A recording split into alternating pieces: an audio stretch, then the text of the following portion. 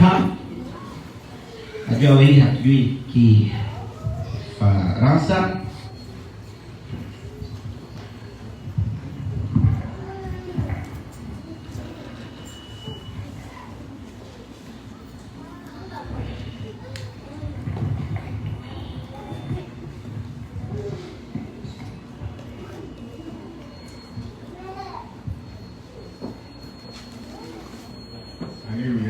Amen. Je commence d'abord à dire merci à Dieu. Ninaanza kwanza kusema asante kwa Mungu. Être en vie, c'est un miracle. Kuwa hai ni muujiza kutoka kwa Mungu. C'est pas une mince affaire. Sio jambo ndogo.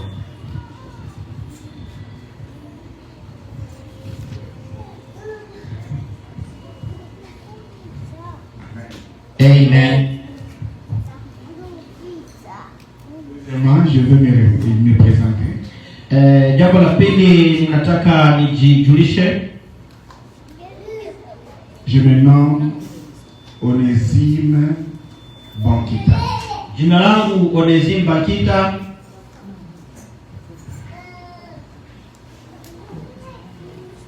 Je suis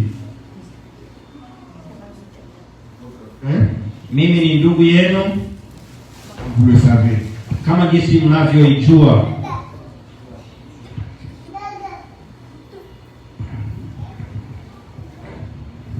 Alléluia.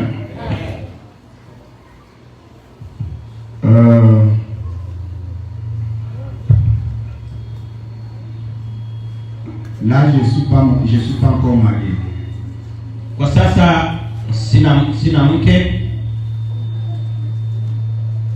J'avais une vie, Nilikuwa na maisha kabla, mais face à la situation que vous connaissez de refuge, kupitia maisha ambayo wengi wetu tunayajua ya ukimbizi, j'avais perdu ma femme. Nilimpoteza mke wangu. Et je pense que Dieu me fera grâce aux États-Unis, je me marie. Na ninaamini ya kwamba Mungu ataniwezesha mahali hapa Marekani niweze kupata mke mwingine. Amen. Amen. Je suis père d'un fils Niko baba wa kijana mmoja qui s'appelle Anthony Richard. Jina lake Anthony Richard. Amen. Amen. J'aime Dieu. Napenda Mungu. Le secret de ma vie, c'est Dieu. Siri ya maisha yangu ni Mungu. Je compte totalement de Dieu. Maisha yangu yote nayaangalia kwa Mungu. Aucun homme ne peut faire quelque chose de bon dans ta vie plus que Dieu. Hakuna mtu ambaye anaweza kufanya kitu kizuri ndani ya maisha yako kama sio Mungu. Même s'il s'agit de mes parents ne vont pas m'aimer comme mon Dieu m'aime. Mazazi wangu hawatanipenda kama jinsi Mungu ananipenda. Je connais Dieu. Namjua Mungu. Je comprends Dieu. Na ninamuelewa Mungu. Et il est au-dessus de tout. Na iko juu ya kila kitu. Si mes parents, leur avis est contraire à celle de mon Dieu, kama wazazi wangu maono yao iko tofauti na ya Mungu, j'accepte le risque que je sois nommé tout ce qu'ils veulent me donner comme qualification parce que j'ai obéi à Dieu et je leur ai désobéi. Ninaweza kukubali majina yote ambayo wataniita kwa kuwa nitapenda mimi nimtii Mungu kuliko wao. Wakati ambapo wako kinyume na mapenzi ya Mungu. Ça veut dire quoi? Inamaanisha nini? Pour mon Dieu, je suis prêt. Kwa ajili ya Mungu wangu niko tayari kwa kila kitu. Amen. Pour mon Dieu, je suis prêt à tout. Kwa ajili ya Mungu wangu niko tayari kwa kila kitu. S'il faut affronter la mort, je vais affronter la mort. Kabiliana na mauti, nitakabiliana na mauti kwa ajili ya Mungu wangu. Les difficultés, j'irai. Kwa ajili ya Mungu wangu tayari wataenda hata katika matatizo. À cause de mon Dieu, je suis prêt à aller partout. Kwa ajili ya Mungu wangu niko tayari kwenda kila mahali. Amen. Amen. Parce que ma vie c'est Dieu. Kwa kuwa maisha yangu inatokana na Mungu. Vous savez, Dieu c'est l'affaire des dimensions. Unajua Mungu ni Mungu wa viwango. Comprendre Dieu, c'est étape après une autre étape, c'est des dimensions. Mungu wetu unamuelewa kwa viwango. Et la foi de quelqu'un grandit quand? Na imani ya mtu inakuwa wakati gani? Lorsque il arrive à découvrir comment Dieu est dans d'autres dimensions. Wakati ambapo unafikia kiwango cha kumuelewa Mungu katika viwango vingine. Hier tu l'avais connu que c'est un Dieu bon, il donne à manger et à boire.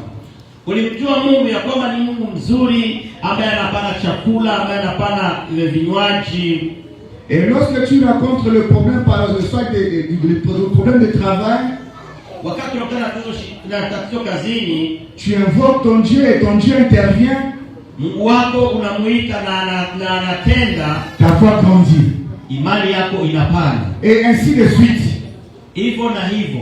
À chaque fois que nous sommes engagés dans les difficultés que nous allons rencontrer, wakati wote tunapoingia katika matatizo tofauti, et par l'aide de notre Dieu, na kwa msaada wa Mungu wetu, nous arrivons à surmonter toutes ces difficultés. Tunafikia kushinda kuvuka vizuizi na kushinda. Notre confiance augmente en Dieu. Na matumaini yetu na imani yetu kwa Mungu la foi devient grande. Imani yetu inakomaa.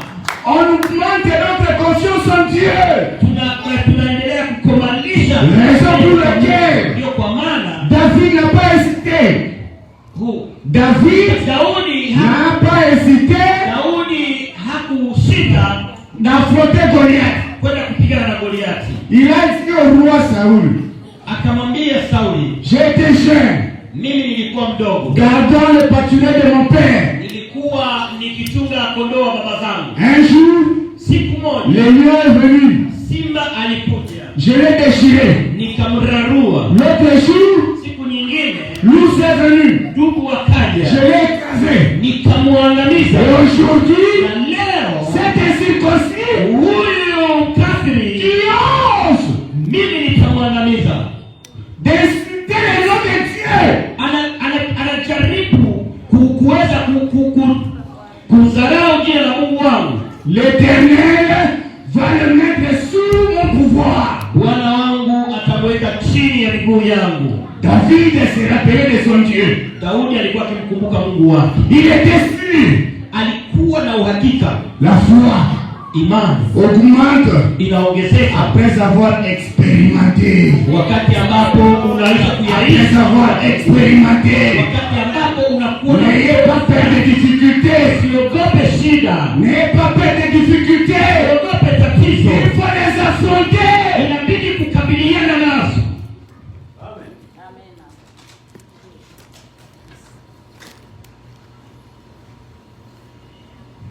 Disons tous Amen. Amen.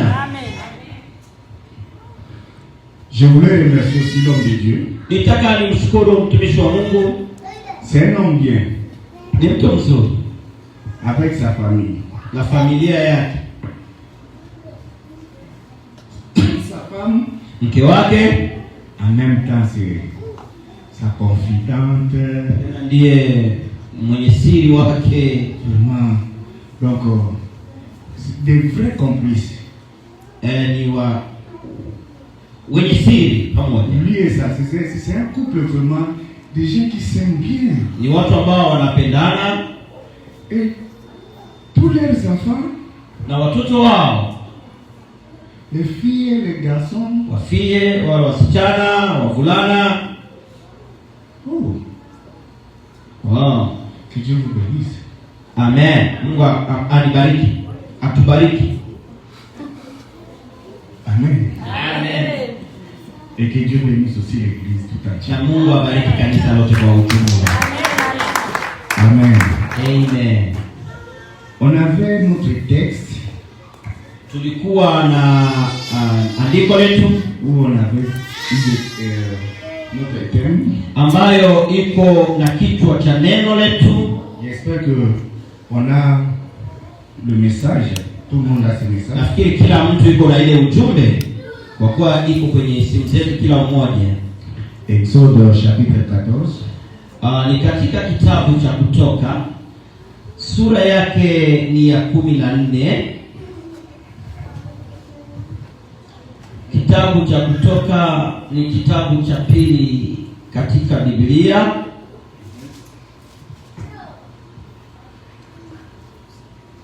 Ni kitabu cha Musa.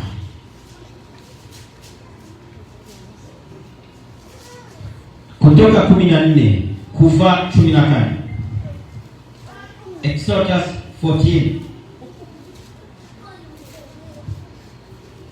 Naweza endelea na kuendelea katika malugha tofauti. Amen. Aidez-nous. Acha tusome Kutoka sura ya 14 mstari wake ni wa 15. Bwana akamwambia Musa, acha tusimame tuliheshimu neno. Bwana akamwambia Musa, mbona unanililia mimi? Waambie wana wa Israeli waendelee mbele. Amina. 14 verset 15. Okay, tuanze 13. Musa akawaambia watu, msiogope, simameni tu mkauone wokovu wa Bwana atakao wafanyia leo. Kwa maana hao wa Misri mliowaona leo hamtawaona tena milele. Bwana atawapigania ninyi, nanyi mtanyamaza kimya. Bwana akamwambia Musa, mbona unanililia mimi? Waambie wana wa Israeli waendelee mbele. Amen. Okay, let's read in English. Jesus' name. Exodus 14, verse 15. We start by verse 13. So we are going to read 13, 14, and 15. Moses answered the people, do not be afraid. Stand firm, and you will see the deliverance the Lord will bring you today. The Egyptians you see today, you will never see again. The Lord will fight for you. You need only to be still. Then the Lord said to Moses, why are you crying out to me? Tell the Israelites to move on. Amen.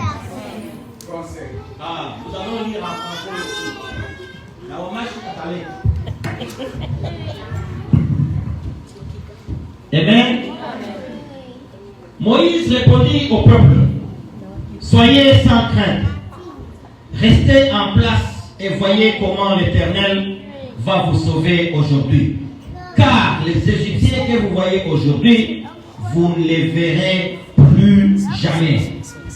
L'Éternel combattra pour vous et vous gardez le silence.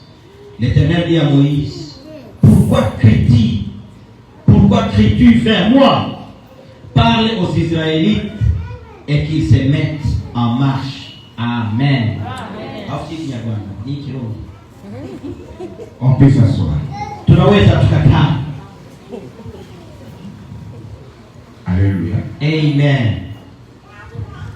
Moïse. Musa. Le nom là de Moïse ne fait que traverser de génération en génération, plein de succès. Jina la Musa lilivuka mageneration na mageneration, vizazi na vizazi, na bado linakuwa na umaarufu. Notre thème est connu. Kichwa cha neno letu leo kinajulikana. Pourquoi ces cris? Kwa nini malalamiko hayo? Et ça c'est Dieu. Na Mungu ndio anasema. Qui se pose la question, mais il y a quoi? Mungu anajiuliza kuna nini? Cri vient du verbe crier. Malalamiko wala kulia. Kwa nini mnalia?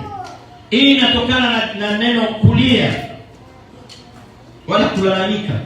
Crier, ça veut dire produire un ou plusieurs bruits. Kulalamika ni kusema kutoa sauti wala masauti. Comme disent les Américains, make noise. Kama jinsi wa Marekani wanasema hivyo, kutoa masauti, yani tia fujo. À partir de notre texte, kutokana na maandiko yetu hapa, nous découvrons 3 personnages. Tunaona hapa watu tatu.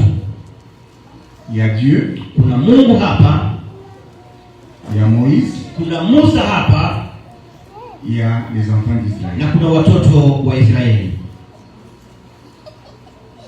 Amen. Amen. Je vais après m'attarder plus sur Moïse. Baadaye nitazungumza zaidi sana juu ya Musa. On n'aura pas tout le temps de tout dire à propos de ce thème. Hatutakuwa na muda mrefu sana wa kuongea zaidi juu ya kitu cha neno hili.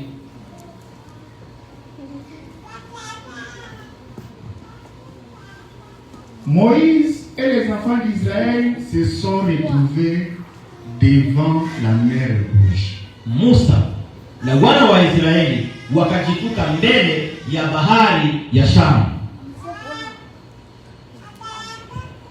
Parce que c'est Dieu qui les conduisait. Kwani Mungu ndiye alikuwa akiwaongoza, et ils se sont retrouvés devant la mer Rouge. Wakajikuta mbele ya bahari ya Shamu.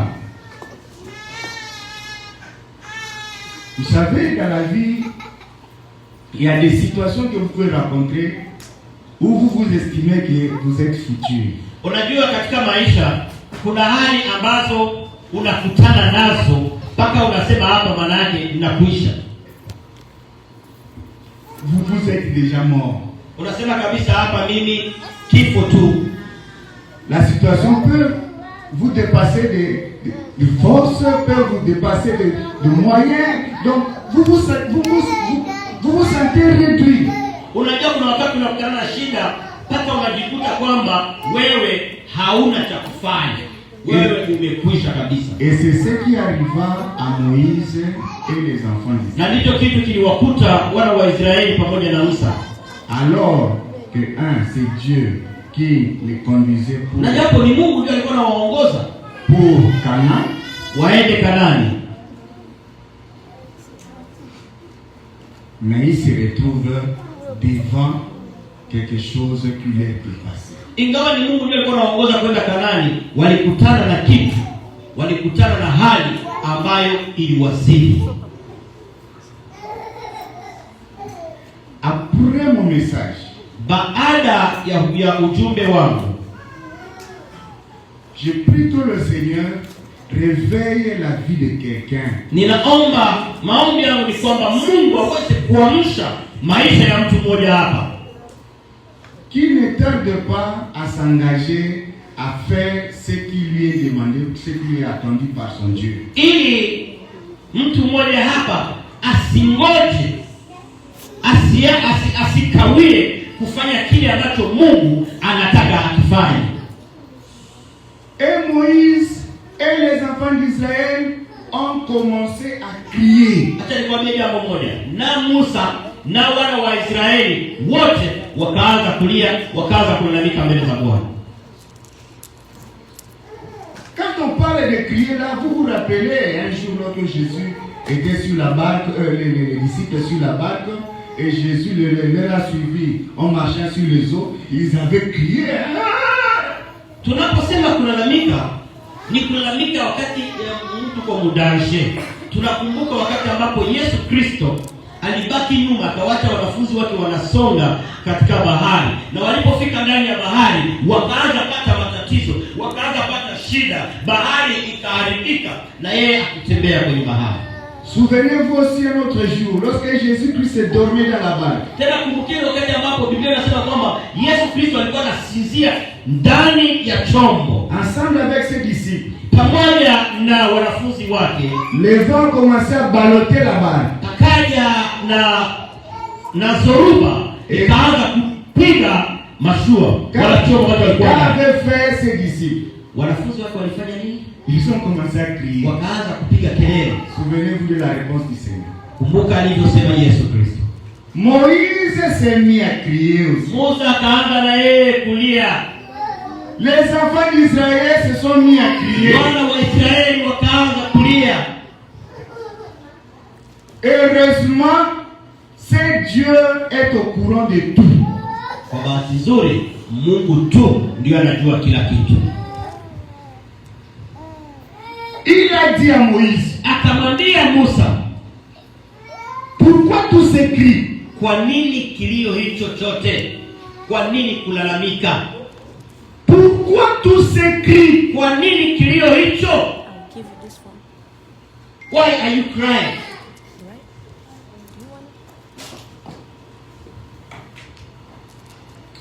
Va dire au peuple de se mettre en route. Go tell the people to move on. Ambia watu wasonge mbele.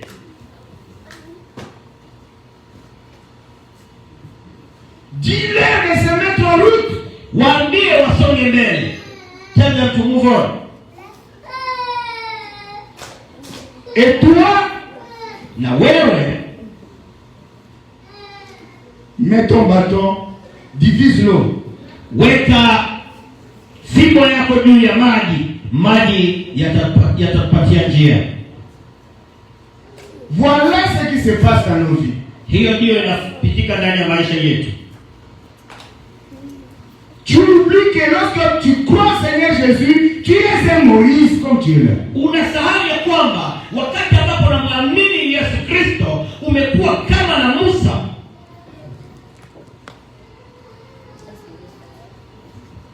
Quelqu'un qui a reçu Jésus, Wote ule ambaye amempokea Yesu, qui a cru au Seigneur, ambaye amemwamini Yesu,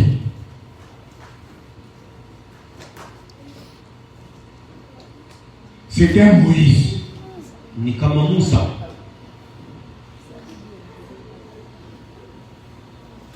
J'attends ton amen. Nilikuwa nangoja amina yako. Quelqu'un qui a reçu Jésus, Kila aliyempokea Yesu, quelqu'un qui est chrétien, kila ambaye ni mwamini wa Kristo, tu es un Moïse. uko Musa.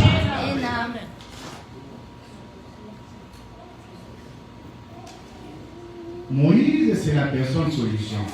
Musa ndiye mtu wa masuluhisho, C'est quelqu'un qui ouvre le chemin. ndiye anafungua njia, C'est quelqu'un qui montre là où on va. ndiye anaonyesha njia mahali ambapo tunakwenda. C'est quelqu'un qui a l'onction, qui a le pouvoir, ainsi dit l'Éternel. Ni yule ambaye anakuwa na upako, anakuwa na mamlaka, anakuwa na uwezo, anakuwa na ile neno anasema Bwana wa majeshi asema hivi.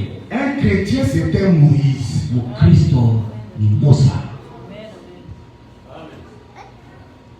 Mena ndogo.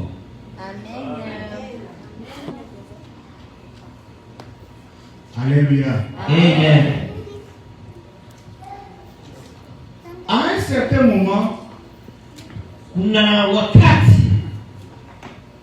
pas seulement à un certain moment, à tout moment, wakati wote Dieu veut que nous soyons sérieux. Mungu anataka tuweze kuwa watu wenye kuwa na Savoir qui nous sommes. tujue tuko wanani. Alléluia. Amen.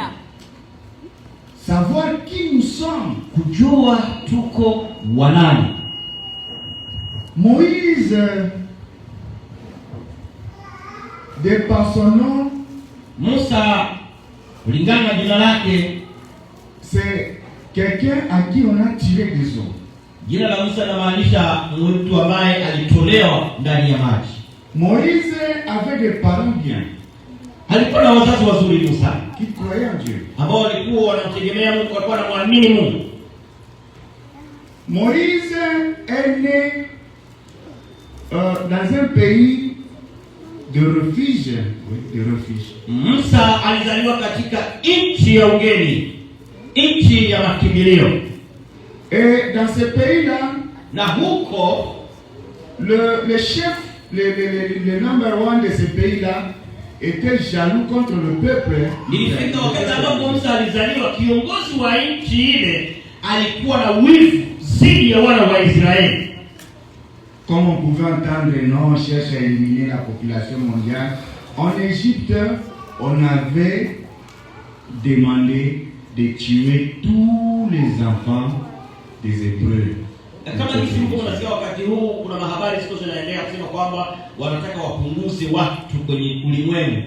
Nataka waue kwanza kiwango fulani cha watu. Vivyo hivyo wakati ule, wakati wa Misri, wakati wa Farao alikuwa anataka kuangamiza watoto wa Wayahudi ili kwamba auwe kila mtoto ambaye atazaliwa wa kiume ili kwamba awamalizie. Par là, je veux dire quoi? Nataka kusema nini? Je veux dire, il n'y a pas de nouveau sous le ciel. Nataka kusema kwamba hakuna kitu kipya hapa duniani. Unachokiona leo kilikuwepo zamani. Alléluia. Amen. À la naissance de Jésus-Christ, c'était pareil. Wakati Yesu Kristo alizaliwa tena mambo haya yalitokea. Walianza kuwaua watoto wadogo waume. Souvenez-vous d'Hérode. Mkumbuke Herodi. Du temps de Moïse, c'était aussi. Wakati wa Musa nayo yale yalikuwepo. Mais les parents de Moïse avaient la foi en Dieu. Lakini wazazi wa Musa walikuwa na imani kwa Mungu. Ils ont dit que notre enfant est tellement beau. Mtoto wetu ni mrembo kiasi kwamba quand bien même la loi du Pharaon, hata kama sheria ya Farao, nous allons désobéir. Tutakwenda kinyume ya sheria ya Farao. Nous n'allons pas tuer notre fils. Mtoto wetu hauawe, hatukubali mtoto wetu afe. Toujours au passage bien-aimé, la foi n'est pas seulement l'affaire de parler. Nataka niwaambie kwamba imani sio tu jambo la maneno. La foi n'est pas seulement l'affaire de parler. Nataka nikwambie kwamba imani sio tu kwa maneno. On saura que tu as la foi. Tutajua kama uko na imani lorsque tu t'engages. Wakati ambapo wewe unasonga mbele. Après avoir parlé, baada ya kusema, tu te mets debout et tu t'engages. Unasimama na kusonga mbele. Il y a des gens qui dorment, qui parlent, où j'ai la foi. Kuna watu wanasinzia, wanakaa, wanasema mimi nina imani. Un mois après, tu ne fais rien. Nyuma ya mwezi haufanyi chochote. Une année après, vous allez voir. Baada ya mwaka taona. Commence. Anza. C'est juste ça, c'est que Dieu a demandé à Moïse. Mungu alimwomba tu Musa hicho kitu kimoja.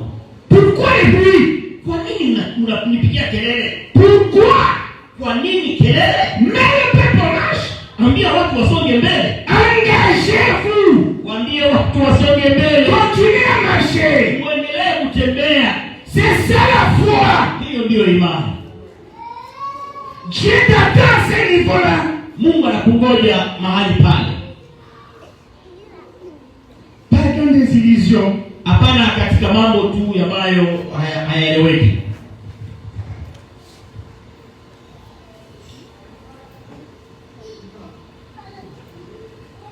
Dieu veut que tu t'engages. Mungu anataka wewe usonge mbele. Hata